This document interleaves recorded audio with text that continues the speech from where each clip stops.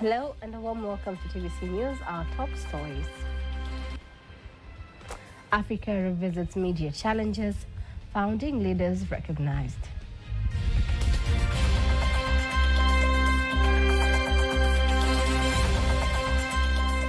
It is time for African journalists to reclaim this narrative by telling powerful and inspiring stories. Malala GPE ignite new impetus to girls' education in Tanzania. The countries, they have to prove that girls also have the opportunity to get education.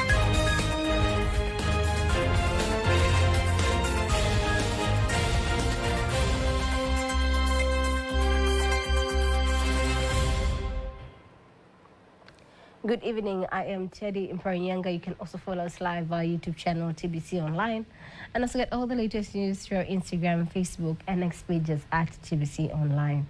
The Africa's Media Council have awarded the first president and the founding father of the nation, Julius Nyerere, and the second phase president, Ali Hussein Mwinyi, in recognition of their contribution to the media industry in Africa and their economic development drive.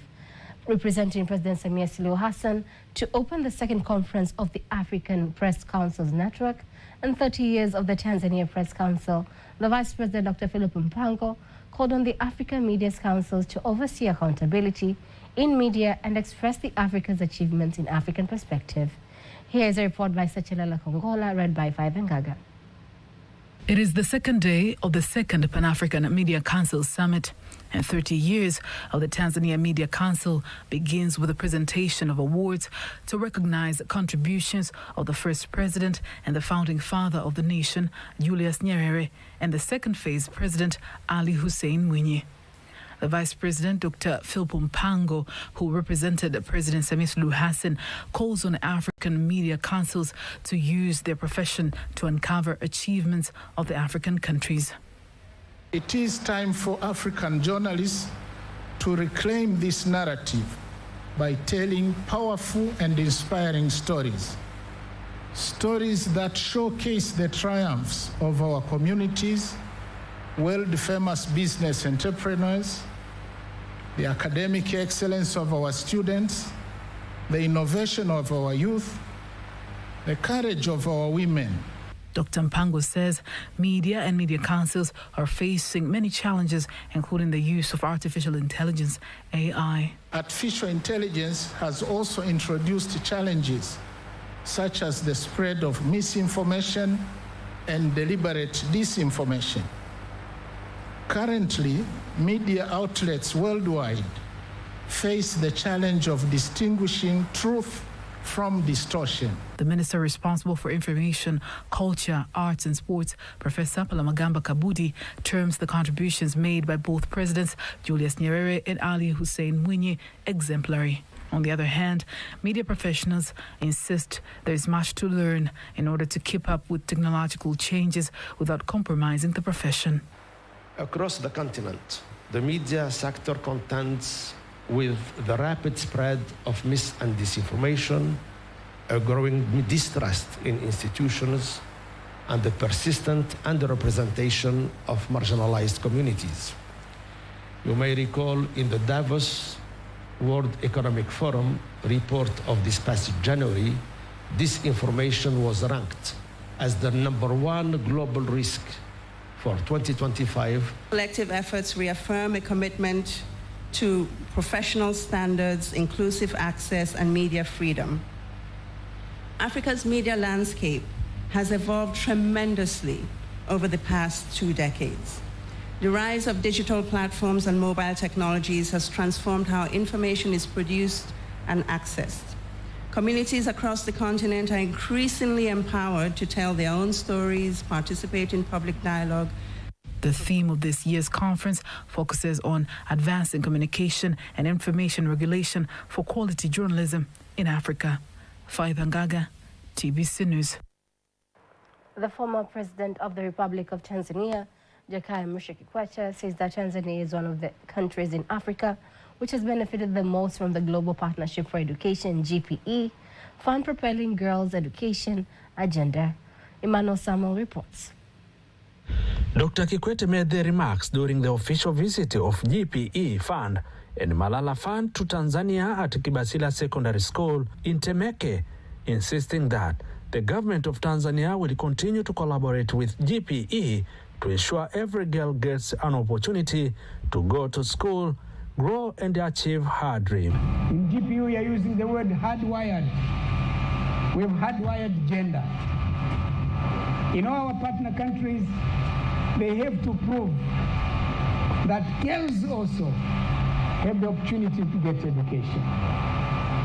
Any country that fails in that parameter loses partnership with the GPE. And I'm glad Tanzania is one of the star performers in that regard. Furthermore, Dr. Jakaya Kikwete also praises the sixth-phase government for continuing to implement the free education policy that leads to the increased number of students in schools. We have more children in school, primary school, more children in secondary school, and we have more children at the universities. That's why I'm saying congratulations to the government.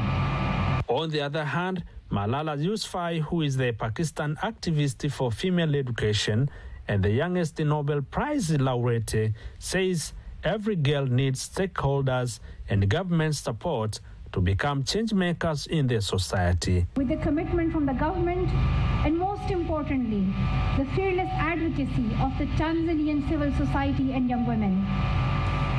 And I hope that there would be more engagement from all stakeholders in society, from parents and teachers all the way to the business community and of course, government and education activists. The government of Tanzania strongly believes that educating a girl child is key to unlocking the full potential of our nation. Today, we are deeply inspired by the story of Malala Yousafzai, who stood up for the right for education even in the face of danger. Her courage reminds us that education is not just a privilege, it's a right. She proved to the world that a voice, no matter how young, can make a difference. And now, because of her, many girls in the world, including Tanzania, are raising their voices too. The visit of the former president, Dr. Jakaya Kikwete, Malala Fund and other government officials at Kibasila secondary schools also included inspecting the school's teaching facilities and environment. Reporting from Dar es Salaam, Emmanuel Samuel, TBC News. Moving to the environmental sector, environmental stakeholders from East African countries urge their prospective governments to improve irrigation scheme infrastructures so as to control water scarcity and adapt to climate change. They made the call during the Food, Water and Energy Conference that was held in Mbeya region, organized by the University of Science and Technology MUST, in collaboration with the non-government organization Cultive Aid. Our reporter Irene Mokalinga from Mbeya reports. The second day of an international conference involving non-African countries, United States and European countries, aiming to discuss the issues related to climate change and the water, energy, food nexus sustainability. The Deputy Vice Chancellor of the University of Science and Technology, Professor Godliving Mtui, says now is the time for the government to build the capacity of local researchers using various technologies and innovations to deal with these changes. Trying to look at how best we can utilize our expertise as researchers and academic, but also as private sector and NGO CBOs coming together and solve this as a one package so as to improve our productivity, food safety, environmental issues like climate change, and so on and so forth. So it has been a very productive conference. Speaking during the conference, the Cultive Aid Country Director, Yoram Baron, insists if the water and land resources will be well utilized in agriculture, it will play a key role in transforming the lives of the indigenous. So what we see water as probably the biggest challenge, managing water infrastructures, and then looking how to improve agricultural production. I strongly believe that we need to develop agricultural-led economic growth, promoting value chains, promoting markets, promoting agriculture, and utilizing technologies and knowledge that exists between countries and from countries outside of East Africa to build a strong region that is prosperous and has high livelihoods. On the other hand, some participants of the conference from various countries say that the meeting has equipped them with better understanding on water, energy, food nexus, sustainability following experience sharing. But because they are dependent on rain at these times, it really affects everything, like also the grapes and also any other crops that they grow. To ensure that our water towers and catchment areas are maintained in a way that we get sustainable water flow for our food production, for our energy production, and all that. In Malawi, we are developing the irrigation sector, which is very critical. That agriculture will continue to be a key economic driver and key for rural development. So this conference... Irene Wakalinga, TBC, Mbeya. Thank you very much, Irene Wakalinga from Mbeya. The Tanzania Commission for Universities, TCU, has opened the admission window for applicants for undergraduate degrees in higher education institutions, diplomas and basic certificates for Open University of Tanzania for the 2025-2026 academic year. Briefing the press earlier today, the Executive Secretary of the Tanzania Commission for Universities, Professor Charles Gihampa, explains further on the admission application procedures for those locally and abroad with the required qualifications according to the admission application guidelines set by TCU. And today, 15th of July 2025, and we will go up to 10th August 2025. So this will be the first window, and we expect to have two windows. And some of the important aspects which has to be considered, we have three types of qualifications for those who want to join higher education in Tanzania in a bachelor's degree. Furthermore, he also advises on certificates issued abroad for non-Tanzanian applicants. Applicants who are having awards from outside the country, they are supposed to send their certificate to the National Examination Council of Tanzania for those with the Form 6 equivalents. But for those with the diploma equivalents and the other qualifications, these have to submit their awards to the National Council for Technical and Vocational Education, NACTIVATE, for them to obtain the equivalence. The first window and admission for undergraduate applicants will be open starting from July 15th this year until August 10th, where thereafter the second admission window will follow. And on to the next news, the Tanzanian People's Defense Force, TPDF, has joined the U.S. military in joint combat field training for Special Forces commandos at the Tanzania Peacekeeping Training Center in Dar es Salaam. Speaking to TBC News, the commandant of Tanzania Peacekeeping Training Center, TPTC, Brigadier General George Tungare, says the training is a result of a close Tanzania-United States ties, aiming at enhancing skills in the field of combat. This shared experience will not only enhance our military capabilities, but also will contribute to a broader diplomatic and strategic objectives. The exchange of knowledge and experience will undoubtedly lead to improved operational effectiveness and a greater understanding of the operating environment for both nations. On the other hand, the U.S. military describes the program as a part of a long-term partnership between the two countries. These efforts underscore Tanzania's leadership in promoting peace and security, and we are proud to stand alongside such a dedicated partner. So our partnership has been strengthened by our joint exercises together. Earlier this year, we conducted both Justified Accord and Cutlass Express land forces and maritime exercises here in Tanzania. This is the 7th time joint exercises like this have taken place here in Tanzania. Deputy Minister of Industry and Trade, Exad Kigahe, says Tanzania continues to prioritize value addition to key natural resources and raw materials in the country in order to attract more investors from India to invest in various areas of production, including agriculture, health, and the transport sector. Kigahe made the remarks in Dar es Salaam during the Tanzania-India Business Forum as a continuation of trade cooperation between the two countries, aiming at adding value to the resources available in the country, calling on local and foreign investors to capitalize on the opportunity.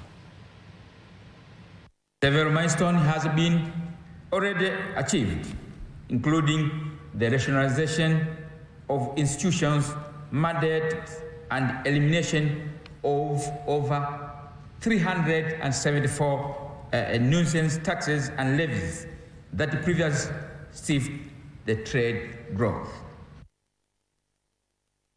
On the other hand, the Tanzanian ambassador to India, Anissa Kapufi Mbega, stresses that Tanzania is committed to collaborating with India in various key sectors, including the health sector, for mutual benefit. Get some queries about vegetarian food availability. And I take this opportunity to assure you that in Tanzania, you can get everything from dal, from masoor dal, to chole, to everything. Health sector of India is very strong, and we are exporting to many countries of the world, and same as to the Tanzania. As we are the organization where we promote the investment in the country, so we decided to bring the health sector representatives to Tanzania. Nigeria's former president Muhammadu Buhari has been buried at his home in northern Nigeria 2 days after his death at the age of 82 at a clinic in London. His body was flown back to the country early on Tuesday, and his successor Bola Tinubu was at the airport in Katsina State to receive the body. It was then taken to Buhari's hometown of Daura, where with hundreds attending Islamic funeral prayers were held at the Central Mosque. His body was finally entered in a grave dug in the grounds of his home with dignitaries including Tinubu, Guinea-Bissau's President Umaru Sissoco Embalo, and Buhari's Vice President Yemi Osinbajo present. Retired President Buhari will be remembered for his service to the Nigerian nation as a leader who stood for truth and accountability in the face of security challenges facing the nation. May the soul of Buhari rest in peace. And on to the next news. In our continued segment of Beyond the Ballot, today we take a closer look at the journey of the National League for Democracy, NLD, one among 18 political parties set to participate in this year's October general elections. Carolyn Maleo reports.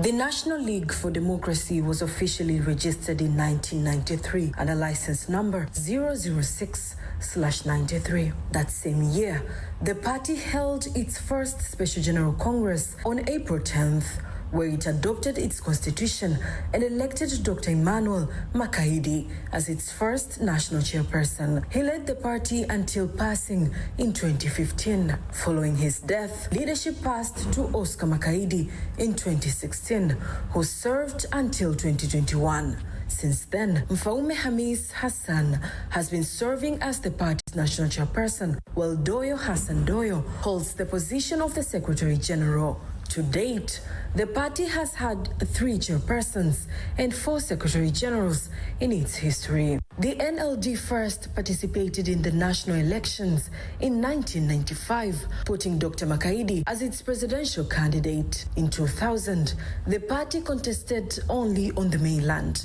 A milestone came in 2020 when NLD positioned its first presidential candidate in Zanzibar, Mfaume Hamis Hassan.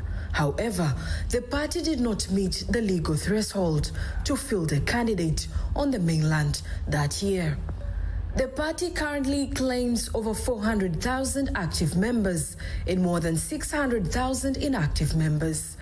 It reports having established leadership in 20 out of 31 regions and in 150 out of 180 districts nationwide. The party also takes pride in adhering to its constitutional obligations, particularly by holding its National Congress every 5 years to elect leaders.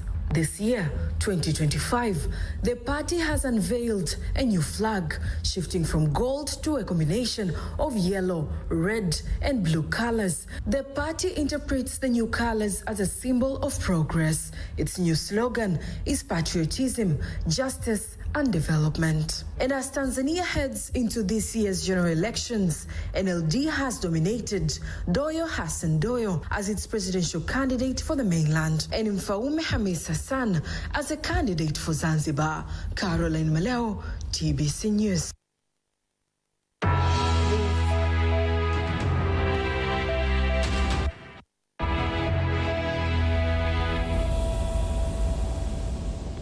The SADC Public Service Commission's forum has placed emphasis on effective recruitment standards, skill development, digital competences, and finalizing the forum's draft constitution. The forum's 3-day General Assembly is underway in Windhoek, Namibia, bringing together public service commissions from across the region to exchange knowledge, benchmark best practices, and address common challenges. Here are more details. The establishment of the SADC Public Service Commission Forum is a step toward enhancing regional cooperation in public administration and providing a platform for member countries to share best practices and experiences. Members also use the platform to address common challenges in public service delivery, coordinate regional positions on continental public service matters, and mobilize resources and support regional public sector reform. Speakers at the forum's general meeting highlighted the role of public service as a key enabler of economic growth, development, and regional integration, stressing the need for capable, high-performing institutions.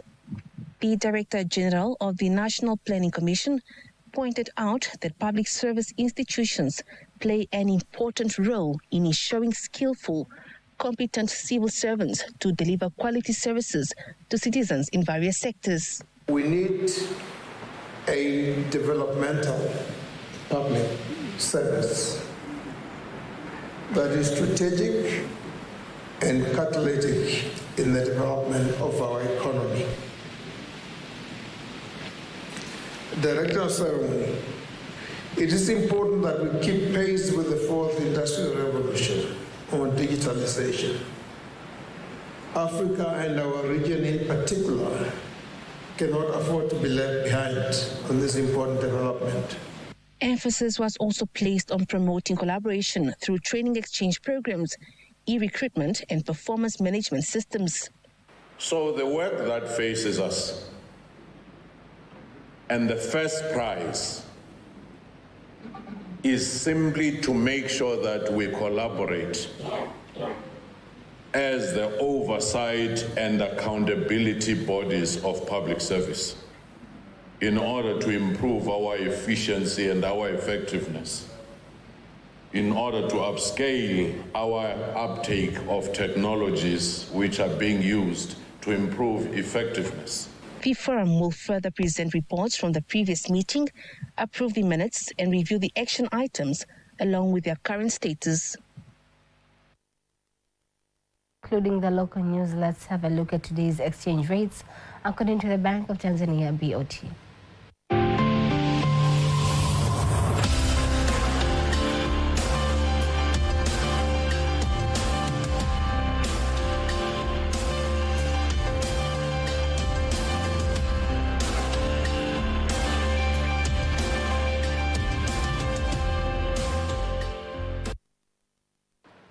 Don't miss TBC News every weekday to know all the latest in exchange rates. Sports news up next.